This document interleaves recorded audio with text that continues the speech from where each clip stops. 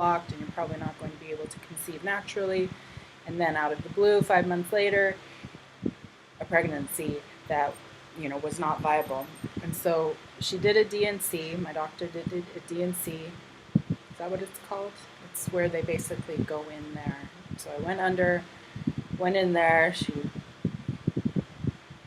wiped it out or whatever, and sent it away to the labs. And she didn't offer me any kind of genetic testing.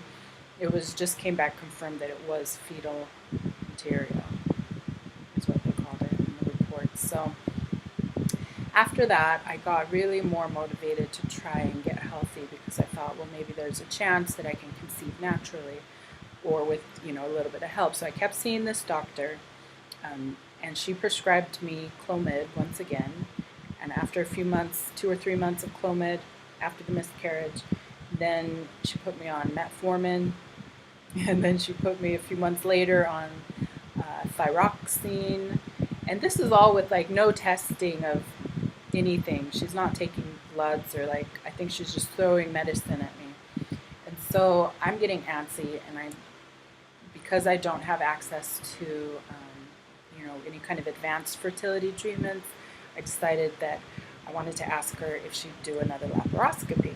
And so I kind of asked her, and she said, okay, she agreed to it.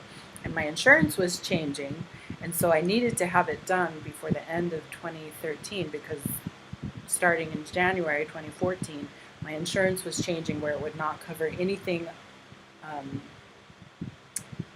kind of fertility treatment type. And so I went in there on the scheduled date of the surgery, and as it turns out, they had been trying to contact me because the weekend before, my doctor's sister or mother passed away, and so she wasn't there, so they were rescheduling all of her surgeries.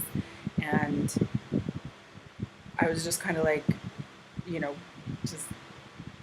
didn't know what to do, because this was, the last chance I could get kind of a fertility treatment covered, and then after this point, it would be out of pocket. So I decided to. So then they called in another doctor, because I convinced the nurses. I said, look, I have to get this procedure done because my insurance is changing tomorrow. And so they called another doctor in. He came in just to do my case. I was lying in the bed, waiting in the pre-kind of surgery room, and he comes in, and he's read my files, and he can't understand. He says, I don't understand, why you're having a second laparoscopy. So I tell him my history. I tell him I had a first laparoscopy that said both tubes were blocked, and then 4 or 5 months later I got pregnant and lost the baby, and then I've been on treatments and everything, and nothing's really working. So I wanted to get another laparoscopy to find out, academically, are my tubes really closed, or is there a little more hope? So I told him it was more for my peace of mind that I wanted this. So he tells me, he goes, well, I don't know why she went straight to the laparoscopy, because there's another procedure called the HSG, which is where they shoot the dye. You're conscious, they shoot the dye into your stuff up there, and they watch it on the x-ray machine, and it's supposed to tell you, basically the same thing that going in surgically tells you. So it's a less invasive, less risky procedure. And I had heard about it through my research online, but I just figured that this, because I live in Fiji, that this country didn't have it. Otherwise, she would have offered it, my first doctor. But she didn't offer it. She went straight to the laparoscopy. And I told the second doctor, I go, well, I didn't know it was an option, because I would have chosen the less invasive option, if I had been offered it. And she never offered it.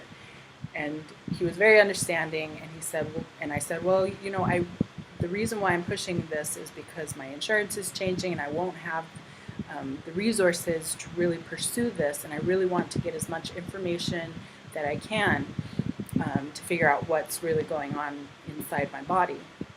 And so we canceled the surgery, the laparoscopy, and he he's, wrote a thing for me to go down to the radiology department and to get the HSG done. And to get the HSG done. Sorry, my screen went dead. And so we went in there, and it was super painful. I will not lie. It was very painful, the HSG. It felt like a clamping. They say, oh, it's just, you're going to feel cramping. No, you feel like literally a clamp is like you're something in there that you've never felt, that I've never felt before. It just feels like a vice or a clamp is coming down on it really hard, and then I just had to practice my meditation and my breathing because it was just so uncomfortable. It wasn't more than uncomfortable. It was painful, and I had even taken like a little bit of Tylenol and stuff. But I would say, for you girls who are going to get your HSG, if you have any painkillers up your sleeve, or can get your hands on a painkiller, or can ask your doctor to prescribe you a prescription strength painkiller, please ask him. And if you're not too fussed about being on painkillers, then take one, because it's going to make it a lot easier. So that was kind of my experience with HSG. So anyways, the radiologist is shooting the dye into me, and he has me like scoot one way and then scoot the other way. And I guess from what they could tell in this procedure, the right tube was open, the left tube was not open, and the fluid went in, and he said it kind of like ballooned into a sausage, were his exact words.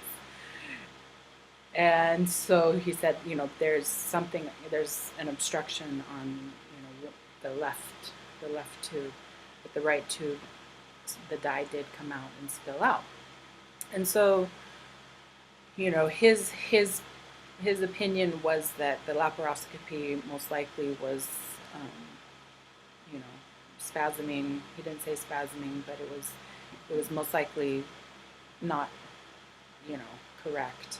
And so he was a really cool doctor. So I've decided to change to this new doctor, even though I wanted a woman. That's why I went with her. But so I'm going with this other doctor just because I didn't build up enough trust, I think, with my first doctor. She was just putting me on all kinds of medications, and without really doing due diligence, I think. And so me personally, I would rather go more natural than anything else. So, point being, I know I've been rambling. This is my first video. Please forgive me. Point being, my tubes, there's a chance, one tube is open, which could explain the infertility. And I'm just praying to God that they're getting more open, I guess. That's the only reason why I kind of did this, went this route to do further investigations.